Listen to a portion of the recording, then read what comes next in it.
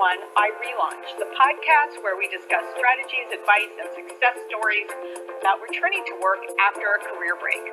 I'm Carol Fishman-Cohen, the chair and co-founder of Relaunch, and your host for today.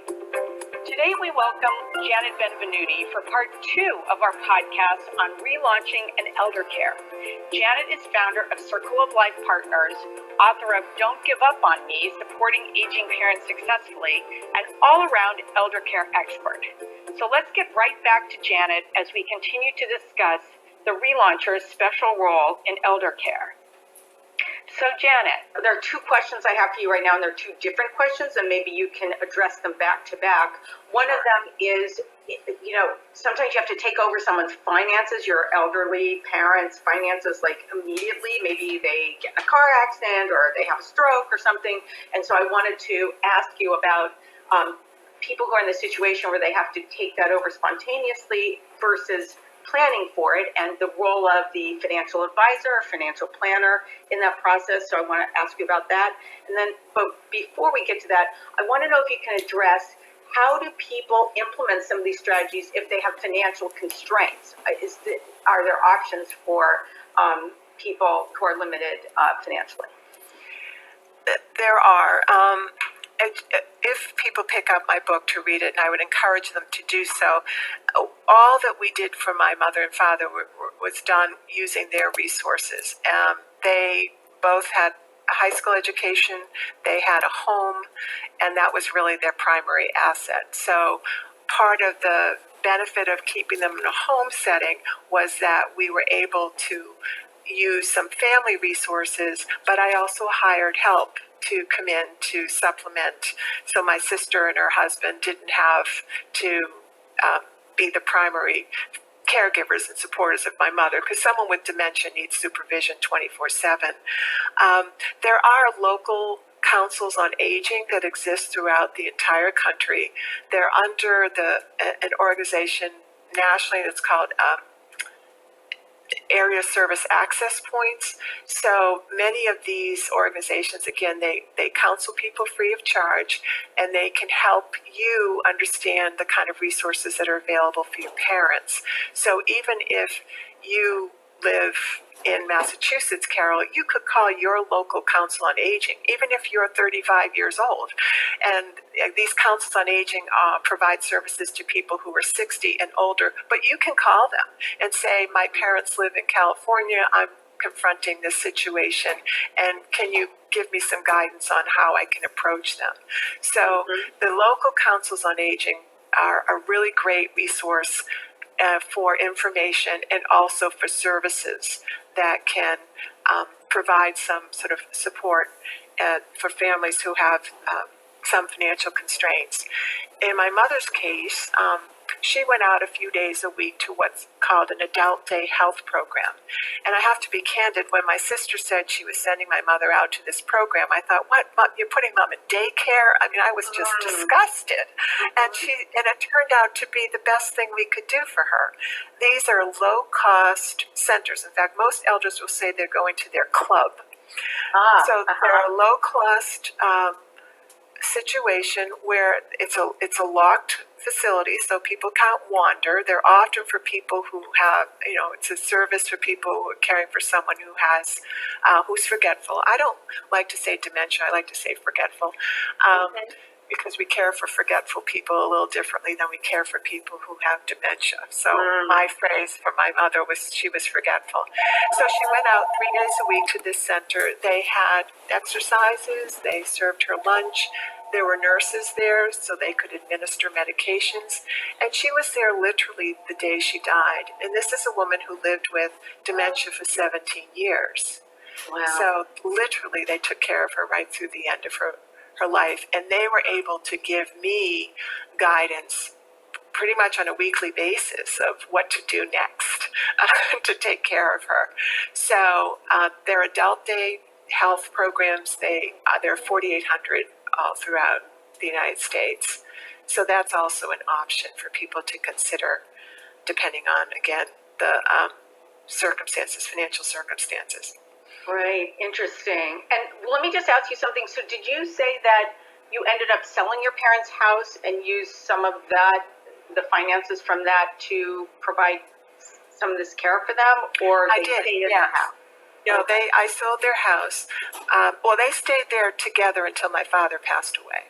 Mm-hmm. And then my mother was a widow, and she moved in with me while we built, because again, she couldn't be left alone for more than an hour. She was physically in great shape. She could run up and down stairs without using a railing, but she was akin to a 3 or 4 year old. You wouldn't leave them alone in the house. And so she moved in with me for a year while we built a small apartment onto my sister's house. And then she moved in there permanently. But again, it wasn't really fair for my sister to have to take care of her. Plus, she was working full time and her husband was working full time. So I wound up.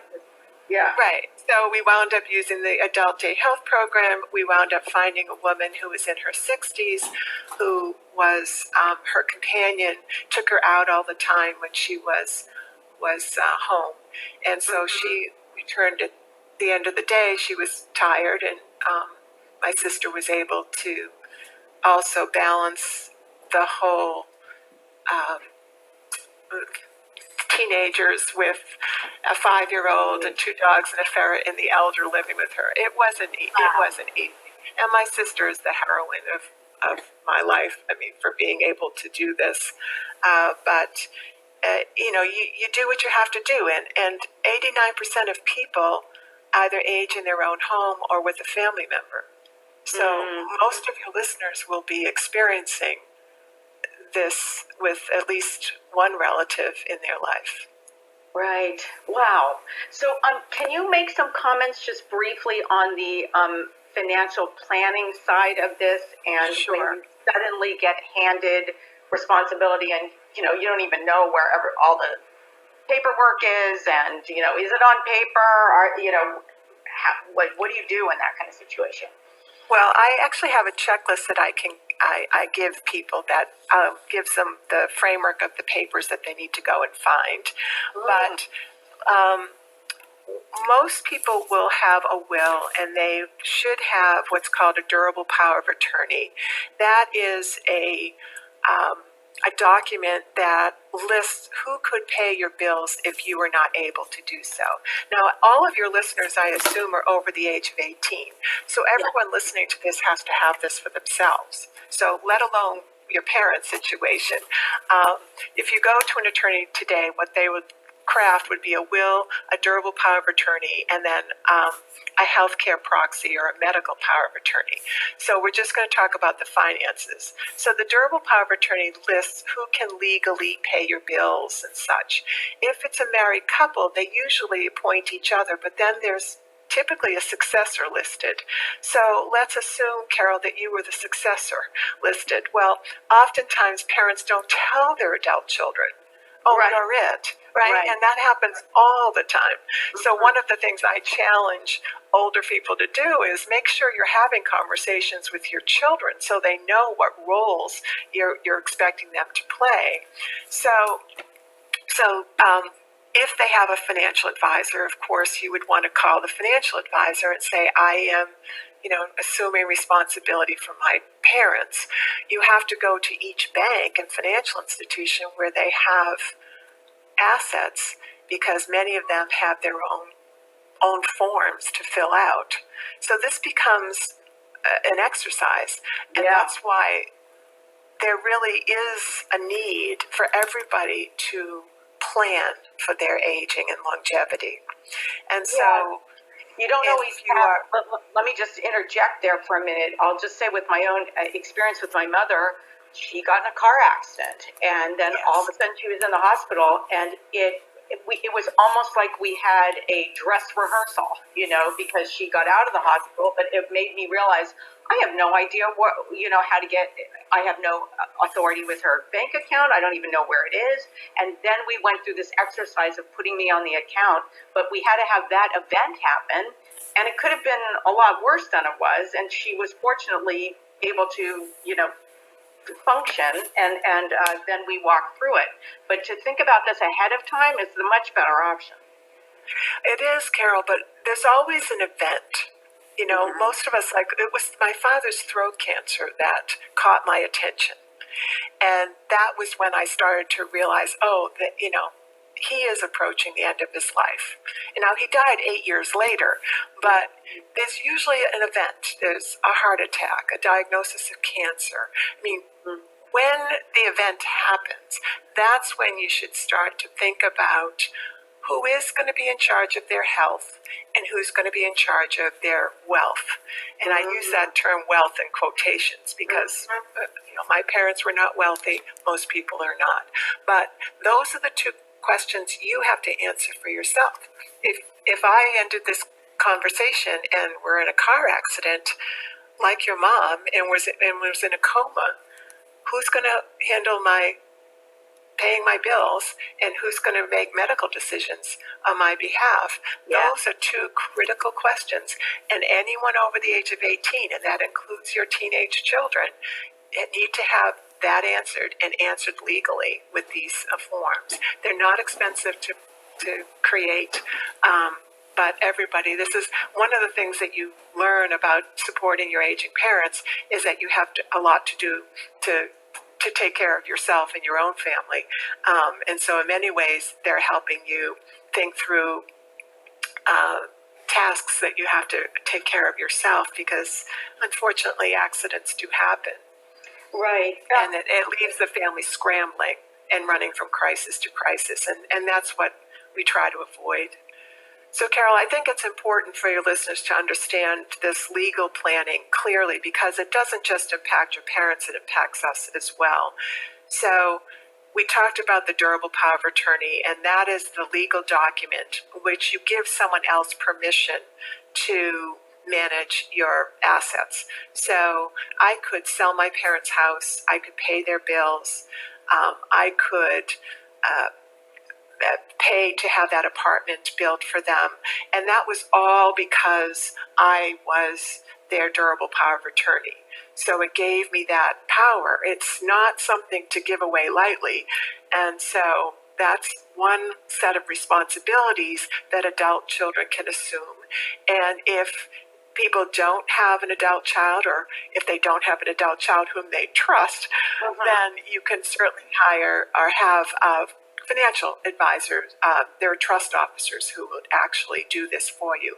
I had one client who's an artist and her husband's a CPA, and she realized that if anything happened to him, she knew nothing about their assets and where the money was. And so they actually went to a bank and they set up a trust. So if he predeceases her, there is a professional who's going to oversee her bills and so forth. So there are solutions if it can't be handled by a family member. The other Janet, I just want to interject here because this whole role of a financial planner or financial advisor in this process, so not only for those of us who are listening, we need to set up in our own lives looking forward, as you just made this example with the artist married to the CPA, now they have that trust and an independent person who can help to manage that if the husband who has the financial knowledge in the family predeceases the wife who does not, but also in this role where suddenly we're taking over the finances of an elderly parent. There's this durable power of attorney, and what do you do with it? Do you have a piece of paper, and then you have to send it to the bank and say, this shows that I have the authority and you can give me the passwords to the account? I mean, there's a lot involved there, and it could get very complex. There is a lot, and what I did with my mother's case, for example, I actually brought her with me to the bank in case something had to be signed. Yes. And we went from bank to bank and actually set it up because, yes, there is a legal document that is written that gives you this authority. It is signed by the parent, and then you have to take that to the financial institution. And some of them now have their own documents because elder abuse and scams are prevalent. And so a lot of the banking and institutions are really cautious about this. So this is a responsibility, I think, that anyone who's older has to handle. So, my parents' generation didn't expect to live as long as they did.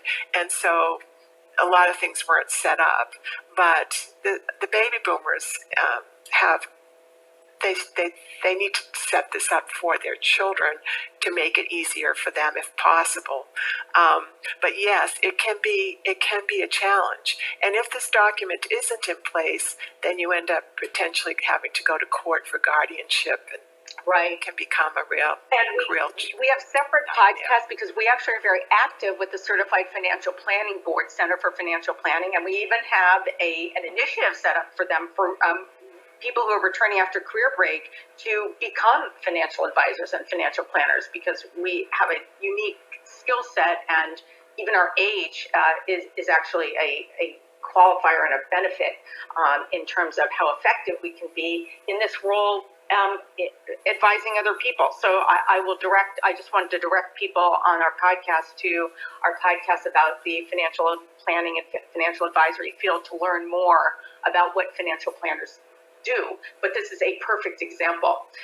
Jen, I think I interrupted you and you're in the middle of talking about there were two different legal documents, and we talked about Yes. this So one. the first is to wrap your hands around your parents' financial matters, and to use an independent certified financial advisor would be awesome. I consider a financial advisor to be one of the key players in helping elders navigate the last stages of their lives. The other documents that are related to health. So we were discussing, if I were in a car accident and in a coma, who would make medical decisions on my behalf? Well, we're in charge once you're over the age of 18, and this is true for your teenage children. The day they turn 18, as a parent, you no longer have the right to talk to their physicians about their medical issues, because they are now in charge of their own medical choices. A lot of parents aren't aware of that unless they give you that authority through a document called a healthcare proxy, or a medical power of attorney, as it's called in some states. So my husband happens to be my healthcare agent. So if anything were to happen to me, he would be the one making medical decisions on my behalf. My mother, with her dementia, lost her ability to make her own medical decisions. Mm-hmm. And so I happen to have been her healthcare agent. So that was triggered. It's not something that is automatic. With a durable power of attorney, once it's signed, unless it's written in a certain way where it's springing, it's automatic. But with the healthcare agent, you don't become a healthcare agent unless someone is considered to be incapable of making their own medical choices. I see. So it happens often with people who have dementia. So her physician wrote a note just to cover my, this is it, saying that I had the authority to make medical choices on her behalf, and then I became equivalent to her mother, making decisions on her behalf through the end of her life, and that included whether or not to withdraw life support. So this healthcare agent role is not for the faint of heart. It is, you are literally making medical decisions for someone. It's not that other family members weren't involved, they were, but there can only be one healthcare agent at a time. Got it. So let me sort of review this a little bit because we're covering a lot of ground here. We talked about the health, making medical decisions on behalf of an elderly parent or relative, making financial, so health and wealth, or wealth being financial decisions on behalf of the elderly parent. And now we talked about legal decisions. Are there other categories, like what about just their medications and dealing with the pharmacy and refilling and making sure that they're all up to date and coordinating with the doctor?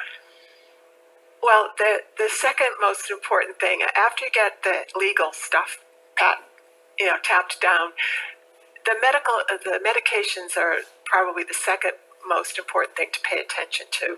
There are 6,000 prescription drugs on the market today, and every one of them has side effects.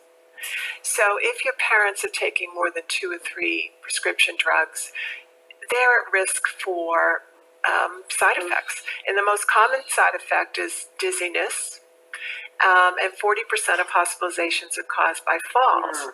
So what do? I mean, I know a lot about drugs, but a lot of people don't. So all you have to do is write up a list of medications and the date and the time of day they take and the dosing. So it matters if someone's taking, say, 10 milligrams of a drug versus 110 milligrams. And then bring that list to a pharmacist at CVS, at Walgreens, and ask them to take a look at the medications, because they have databases and they have a lot of knowledge about drugs, and they can help guide you as which drugs, if any, should you go back to the doctors and maybe raise some questions. When elders get into the medical system and begin to have multiple chronic illnesses, they often see several specialists, and so they may be taking a whole array of drugs that even their primary care doctor may not be fully aware of all the ones they're taking unless they keep going back to him or her. So a simple thing, but a very helpful thing to do is to try to get your hands around the prescription drugs. And the way to do that, again, is through that list, then take it to a pharmacist, and then have them go to their doctors and have them take a look at the meds and the dosing. My father was given a prescription when he had open heart surgery that the doctors sort of forgot to take him off of, that wound up having him hallucinate. Wow. And this is a man who had absolutely no cognitive challenges. So drugs are a challenge, and it is, next to keeping an eye on their finances, keeping an eye on their medications would be the second most important thing to do for your parents. Got it. And so there's legal, there's the medications, there's the general health decisions or the finance decisions. There's the decision about, do I need to move closer to my parent or hire or designate another person to be that person who is close to them and in regular physical, day-to-day contact with them. And then all these other pieces that you're talking about in terms of where do they live, and do we sell their house, and this whole process of, let's say they've lived in a house for 50 years, and then there's the whole downsizing piece. And so any comments on just purely logistical matters as far as moving and downsizing and making decisions about, do they move in with a relative or do they go to assisted living? And I'm sure finances are a big piece of that. Any general comments on handling logistics? Well, there are professional senior movers. So there are folks who specialize in working with elders to help them downsize. The housing question is one it's partly economics. I think most people don't understand that assisted living is not assistance in living. An assisted living community, in my opinion, is it's congregate living. So you're paying for an apartment and you're paying for a lot of socialization. But if you need aides to come in, there may be a little slice, like an hour a day of support. But if someone really does need serious and significant help, you're going to either privately pay for extra help, or that person will transition to a nursing home. There are continual care retirement communities. They have a totally different economic model where you pay a sum of money to buy in, and then you transition over time. But these are very expensive options. Just for the numbers, 3% of elders end up in continuous care retirement communities, 3% end up in assisted living communities today, 5% live in nursing homes, and the rest either live in their own homes or they live with a family member. So most people in America will not end up using assisted living. Got it. And so then the question is, do they live with you or not? Now, I can share a personal story. I don't really share my clients' stories. My now 91-year-old mother-in-law was still shoveling snow at the age of 88. Wow. And it took us a lot to persuade her to move out of her house. It took 11 years of persuading to get her to move, and she now lives in a 2-bedroom apartment that's a couple of miles from one of her sons, who happens to be a physician. So sometimes it's just, if they're still able to live in an apartment that's close to a family member, but these are the kinds of decisions that are what I call strategic decisions. And there are 8 strategic decisions that I identified that people have to make. One is around housing, and that's what we've been discussing. Where will they live? And you have a lot of options, but it's a combination of are you able to have a person live with you who's older? What are the economics? And it's a little more complicated to cover in a quick podcast. Right. But yes, housing becomes one of those strategic choices. Okay, and we are kind of going into the home stretch now. So, Janet, are there comments that you have on these others? You just mentioned there are 8 strategic decisions that you need to make. Can you say what they are? Well, yes, they are dealing with the legal issues, paying attention to finances, understanding how the medical system works. That's 3. Housing is 4. Paying attention to geography is 5. Getting the family and extended family members to work together as a team. End of life choices. And then the 8th one, which I'd like to end this on, has to do with wellness. Because what does contribute to longevity? We can get into all the tasks, and that's what we've been doing. But the focus is on enabling your parents to live as well as possible through the end of their lives. And so there are 6 things that actually contribute to longevity. My father's life expectancy was less than a year, and he lived for 2.5 years. And that was because we very naively did what I know the science tells me now, which I didn't know then. So here are the 6 things that contribute to your parents' longevity and also to your longevity. So pay attention to these 6.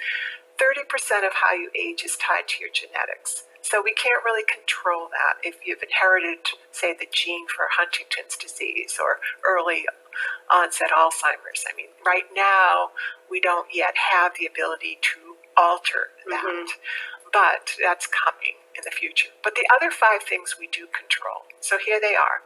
One is diet. We know that the Mediterranean diet contributes to longevity.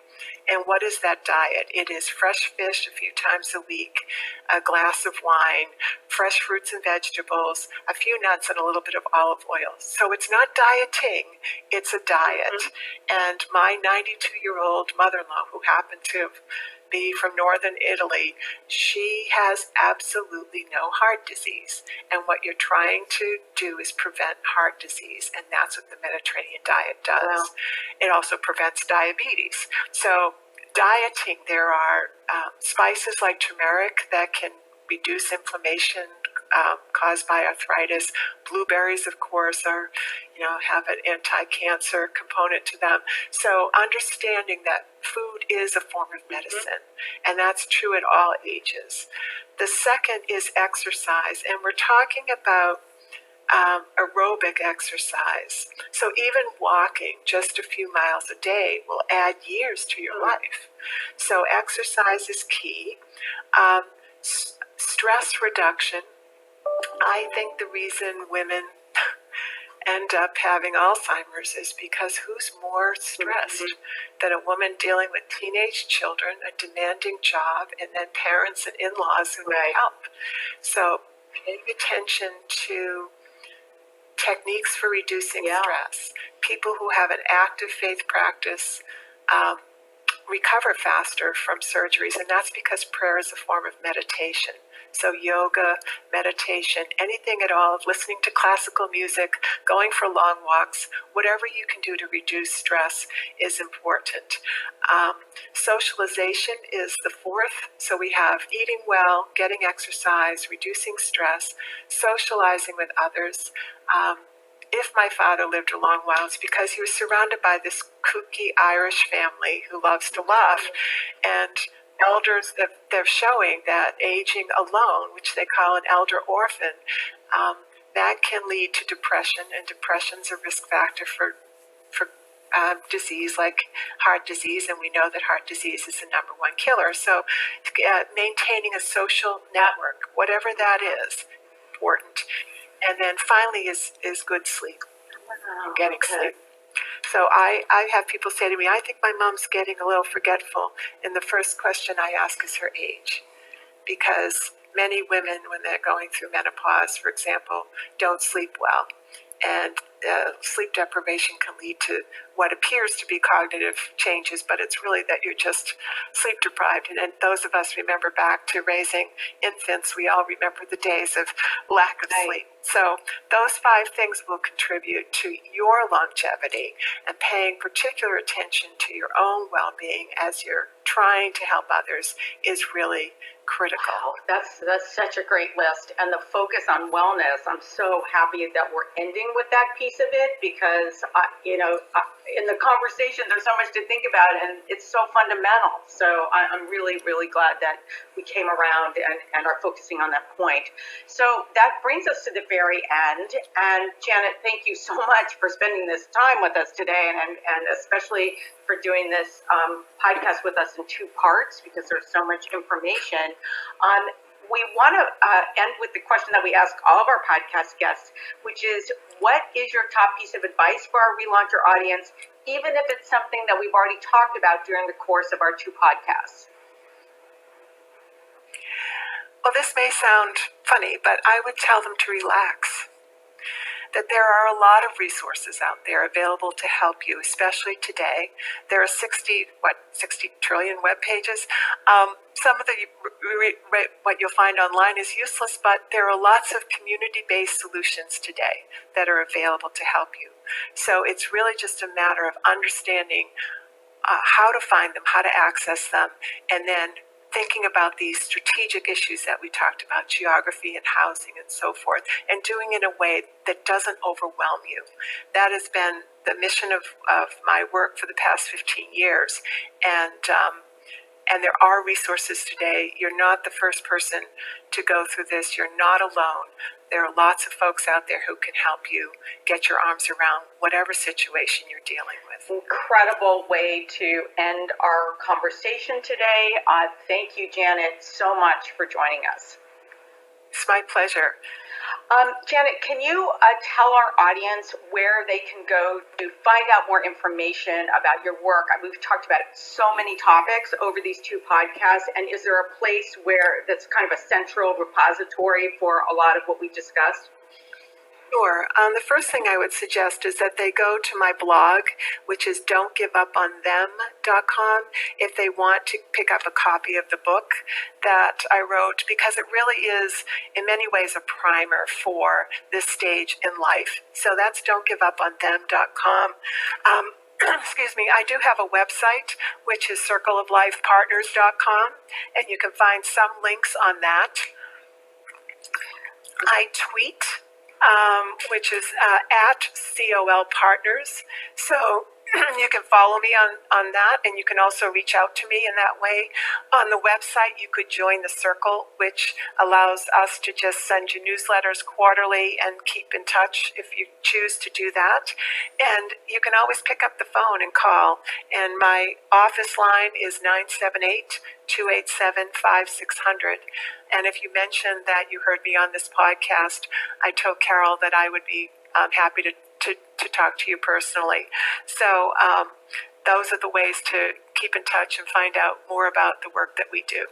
Wow, Janet, that's so generous of you, and thank you so much for giving our audience those ways to get in touch and access all of these resources, which really have been considerable. So thanks again. It's been wonderful speaking with you. Thanks, Carol. So you've been listening to 321 iRelaunch, the podcast where we discuss strategies, advice, and success stories about returning to work after a career break. I'm Carol Fishman Cohen, chair and co-founder of iRelaunch, and your host today. For more information about iRelaunch, go to irelaunch2.com. And if you like this podcast, be sure to rate it on iTunes and your favorite podcast platform. And be sure to share this podcast with a friend on Facebook, Twitter, and other social media. Thanks for joining us.